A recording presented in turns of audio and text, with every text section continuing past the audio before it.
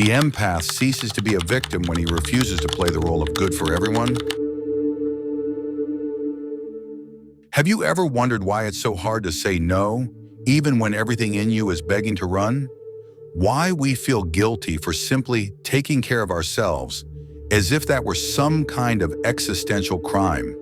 And most unsettling of all, what happens when we stop being useful and start being authentic?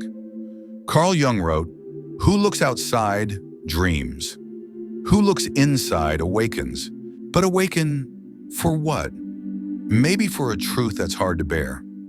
You were not born to be anyone's emotional release valve, yet for some reason, childhood, trauma, or too much love, you learned to survive by making others feel okay, even when it was tearing you apart." This isn't a video about empathy. It's about the silent collapse of the one who lived numb to their own pain to carry the weight of the world. It's about the moment when the empath, that almost ethereal being who feels everything, holds everything, endures everything, stops pleasing and starts seeing the truth. And truth sometimes burns like alcohol on an open wound. Here you'll understand what Jung called individuation, a process so deep that for the empath it feels more like dying than living. This is an immersion. Don't expect easy answers. Expect depth, shattered mirrors, denied rage, and ancient silences that might be yours. From now on, you are not alone. We're going to walk between sanity and delirium, between what the world expects of you and what your soul, in silence, refuses to keep pretending. It all starts on a day that looks ordinary. You say yes again. You smile again. You lower your head, give in, understand, absorb. Once again. But something is different. This time the yes has a bitter taste, a weight in your stomach, a light nausea, like your body is trying to warn you. This is killing you. And there, in that split second of clarity, something inside you creaks, cracks, splinters. It isn't rebellion, and it isn't ego. It's just fatigue. The old fatigue of someone who has always read the room before reading themselves, who memorized other people's silences, but never allowed themselves to hear their own scream. Carl Jung said the birth of consciousness is always a painful experience. And for the empath, that birth begins when they dare to ask the forbidden question, what if I stopped? Stopped caring for others as a survival tactic. Stopped translating other people's emotions while drowning in their own confusion. Stop pretending everything is fine just to keep the peace of others. That question that seems simple is a portal, and crossing it costs a lot. You begin to realize your sweetness was always mistaken for weakness, your generosity exploited by those who never intended to reciprocate, and the cruelest part, your empathy turned into currency to sustain relationships that were never about affection, only convenience. But the empath's awakening doesn't arrive with soft light. There is no angelic music or instant gratitude. What arrives is raw, silent, visceral pain. It's the moment when yes becomes a kind of inner betrayal, and no, once so violent, now sounds like freedom, like a whisper from the unconscious. Stop abandoning yourself to be accepted. The philosopher Kierkegaard wrote that the greatest form of despair is not being who you are, and that is the black hole where the empath finds themselves. They realize they spent so long pleasing, adapting, accommodating, that they no longer know who they are. But in that collapse, the true self begins to emerge, not as an explosion, but as a quiet revolt. A body that starts to reject forced meetings, one-sided friendships, emotional obligations. It's as if the soul said, either you listen now, or I will bring you down.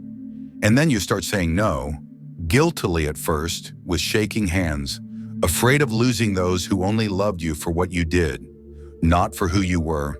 Then something almost magical happens. You survive. Jung said the first step toward individuation is separating from the collective.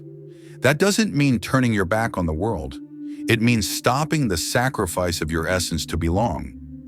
You realize you can exist outside the role of the good person, that you can be loved even when you take a stand, and that you can love without mutilating yourself in the process. This is the beginning of the awakening. It isn't pretty, it isn't romantic. It's hard, it's real, it's necessary. Because there comes a point when pleasing everyone hurts more than disappointing them. And when that moment arrives, there is no way back. Only the hard, solitary, sacred path of becoming who you really are. Now there's something you need to understand. The most dangerous enemy isn't outside, it's in your mind. That impulse that makes you explode, that anxiety that freezes you, that emotional attachment that weakens you from within, all of it follows a pattern. And until you rebuild the mental model that drives it, it will repeat again and again. There is a way to change that foundation with cold logic, strategic awareness, and retraining exercises for your emotions. We recorded a video that shows how to apply that method in a practical way. You can watch it right now. Just scan the code on screen or click the link in the description or the pinned first comment. You were trained to believe that feeling anger is wrong, that your inner explosions must be swallowed behind a smile, that discomfort must be gulped down as if your purpose in the world were to preserve everyone else's well-being, even at the cost of your own sanity. But Carl Jung warned, we do not become enlightened by imagining figures of light, but by making the darkness conscious. And what happens when the empath, that sensitive, careful being, almost always on emotional alert, meets their own darkness? A clash happens, an inner collapse, an encounter with a part of the self that was locked in the basement of the psyche since childhood. Rage. Not the rage that destroys, but the rage that protects. Righteous anger, accumulated indignation, the silent fury of years of being used, invaded, tested, invalidated. That legitimate anger lives hidden in the empath's unconscious, disguised as kindness, compassion, endless understanding. Jung called this the shadow, everything we are but cannot accept. For the empath, the shadow is made of things they think they are not allowed to feel: selfishness, impatience, the urge to disappear without explaining, the desire to shout enough. What no one says is that this shadow isn't evil. It's the cry of what was denied. It's the no that was never spoken. It's the body saying it has reached the limit. When that anger starts to show, the empath gets scared. They got used to being the peacemaker, the unpaid therapist, the universal shoulder. Admitting they are angry feels like a betrayal of their identity, but it isn't. It's the beginning of healing. Jung observed that many extremely sensitive patients developed what he called an inflated compassion, an unconscious need to be needed in order to feel worthy of love. That need becomes a trap, because being always useful is a subtle form of manipulation. Love me because I help you. Accept me because I never complain. Stay with me because I tolerate everything. The price is brutal. You disappear. You dissolve into other people's desires. You become a tool, not a person. Then anger arrives, not as a destructive blast, but as a broken compass trying to realign. It points to what you tolerated for too long. It reveals who took advantage of your softness. It shouts no more. Here is the crucial point. Empaths do not become cruel when they awaken. They become selective. They learn to distinguish legitimate pain from emotional manipulation, a request for help from a guilt trip disguised as vulnerability. The anger that once was feared now becomes a shield, not against love, but against abuse disguised as affection. Jung wrote, "What we deny controls us. What we face sets us free." When the empath faces their shadow, something in the frequency changes. People feel it. Some leave, others attack, but the ones who stay are the ones who were meant to be there. The shadow is not the end of empathy. It is the beginning of true compassion, the kind that includes you too. There is no genuine love where there is no room for legitimate anger. There is no real kindness without clear boundaries. There is no healthy empathy without recognizing yourself as human, whole, complex, imperfect. The shadow is the territory where you find your strength, not the strength to dominate, but to withstand, the strength to stop offering yourself as a sacrifice, the strength to become finally dangerous to systems that feed on your submission. There is a moment in the awakening when the mask starts to burn. You don't tear it off in fury or throw it to the floor like breaking chains. It just starts melting at the edges, quietly, until one day in the mirror you realize you can't hold the character anymore. Jung called this the death of the persona, the death of the social role you adopted to be accepted, loved, functional. For the empath, that persona almost always has a name: the good one, the one who listens to everyone, who never complains, who is always available, smiling even while their heart is breaking inside. The problem is that the world falls in love with the mask, and when it starts to fall, people don't know what to do. They ask if you're okay, but what they really want is for you to go back to doing what they need, not what you are. Jung wrote, "The most terrifying thing is to accept oneself completely." That is exactly what begins to happen. You hear yourself saying no in a steady voice. You admit you are tired. You confess you don't want to be in certain places. You start telling the truth, even knowing it may disappoint. Invitations fade. Messages get scarce. Looks change. The world that adored your smiling, compliant version gets uneasy with your authenticity. Your truth is uncomfortable for those who only valued your silence. When you start to truly exist, you notice how much you were conditioned to be pleasant instead of authentic. Don't get it wrong. This is not punishment. This is selection. Burned masks reveal not only who you are, but who never really saw you. You lose loves built on usefulness, friends who only called when they needed comfort, partners who loved you only as long as you sacrificed your limits. And yes, it hurts. It hurts like grieving a life that looked like love but was need-dressed up. It hurts like realizing many of your connections were silent contracts of self-erasure. But there is a wild beauty in all this, because after the burn comes new skin. Skin that no longer tolerates falseness. Skin that shivers at its own presence. Skin that, though wounded, breathes truth. You start to notice that being real is lighter than being loved under false pretenses, and that the peace of living without masks is worth more than the approval of those who only wanted you functional. This is where many give up, turn back, put the mask on again, and say it was just a phase. But if you stay, if you endure the heat, something sacred begins to emerge. You start to be loved for who you are, not for what you provide. You attract people who respect your no, who are not afraid of your depth, who don't need you to be good all the time, only honest.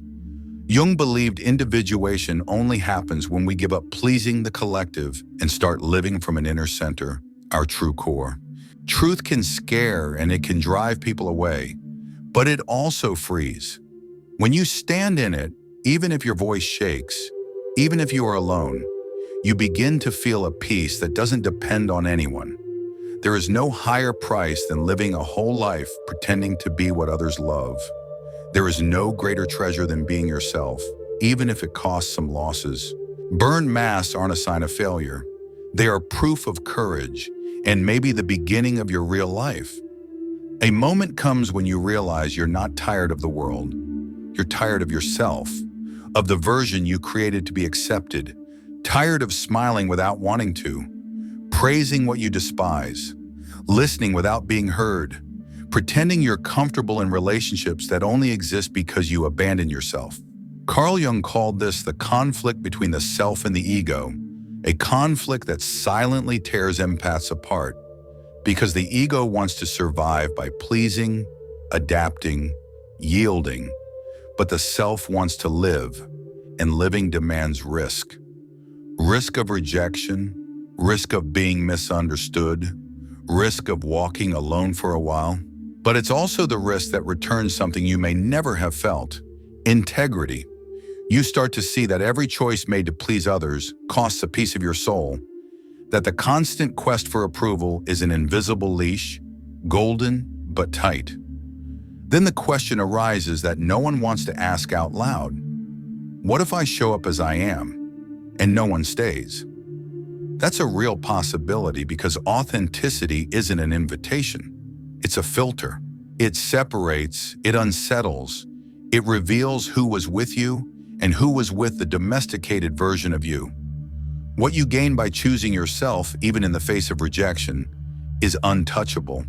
Jung said individuation is the process of becoming what you are by nature, and that demands a brutal break from social conditioning. For the empath, that break shows up as small, intimate rebellions.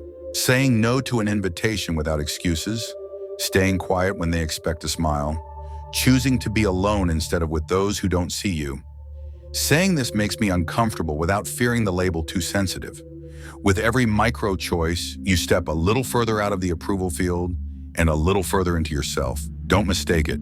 This path doesn't turn you into a cold, indifferent, antisocial being. It turns you into someone who knows what kind of connection they deserve. You stop wanting to be loved by everyone, to be seen deeply by a few. And those few, when they arrive, don't ask you to fake it. They aren't scared of your intensity. They don't ask you to dilute yourself. They stay because you finally stop disguising yourself to be accepted. The philosopher Jean-Paul Sartre said hell is other people, but Jung shows another view. Hell is living your whole life as a reflection of someone else's desire. Being authentic is saying, I prefer the truth of my solitude to the lie of your conditional affection. From that point, something mystical happens. Your energy changes. You no longer need to explain yourself. Your presence, your voice, your absence carry a new weight. You stop chasing and start attracting.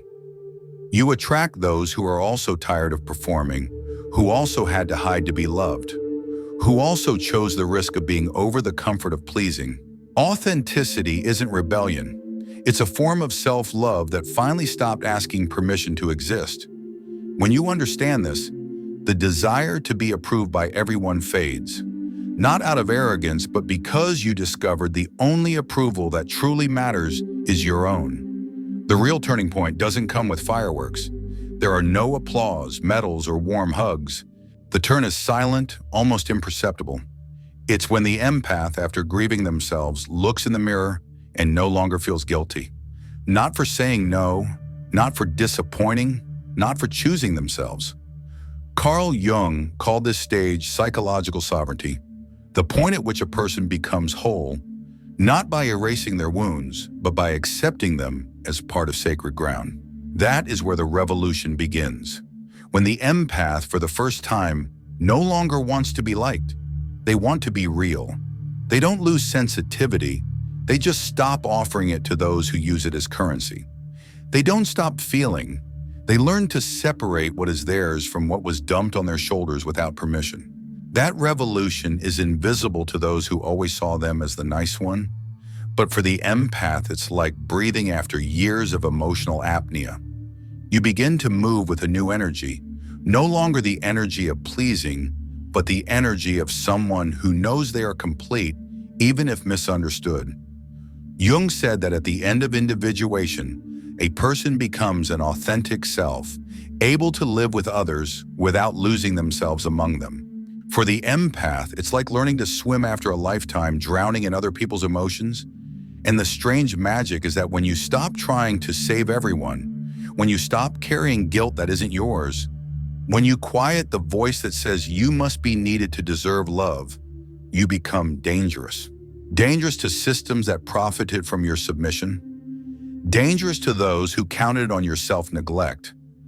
Dangerous to the emotional games of those who only knew how to receive and never give. More than that, you become free.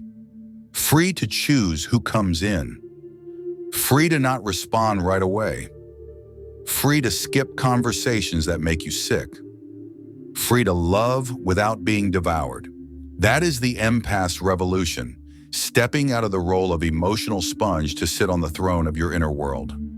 Ironically, on that throne, there are no masks or begging for affection.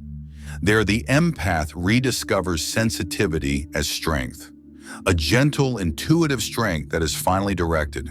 Jung believed that when a single person becomes conscious, it affects the whole collective, because their presence stops reinforcing sick patterns and starts challenging them.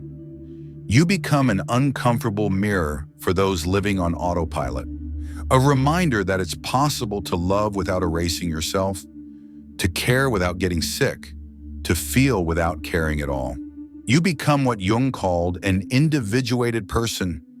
The meeting of two personalities is like the contact of two chemical substances. If there is a reaction, both are transformed. Now the transformation begins in you, and instead of molding yourself to the other, you invite the other into consciousness. That is the silent revolution. It doesn't shout and it doesn't show off, but it transforms everything it touches. When someone asks what happened to you, smile with the tiredness of someone who returned from a long inner journey. Say without hurry and without guilt, I stopped pleasing and started living. You made it this far. You read every line like someone crossing the night in search of themselves. Maybe along the way, something tightened or opened in you. Carl Jung didn't promise comfort. He offered courage. The courage to look inside, even when what you find is frightening. If you recognize yourself in this path, understand this. You are not becoming cold, you are becoming whole. You are not turning away from love, you are moving toward a love that finally includes you. I remember the day I heard a thank you that sounded like handcuffs. It was gratitude for having erased myself to avoid conflict. In that instant, I understood. They were applauding my absence. Since then, I have been burning my masks one by one. If this video touched you, maybe you are in that fire too. Don't run from the flames. On the other side, something is waiting. You. Thank you for being here, for feeling with me, for thinking deeper. If you want to see how others built a steady mind that no one and nothing can shake, click the link in the description or the pinned first comment. This content is available for a limited time. If this video burned inside you, congratulations. That isn't a fever, it's awareness. Hit like below. Comment, my empathy is not public service. And of course, subscribe to the channel before your shadow convinces you to please the algorithm in silence. And these videos on the screen, one will show you something you might have preferred not to see. The other might be the next existential jolt you needed. See you there.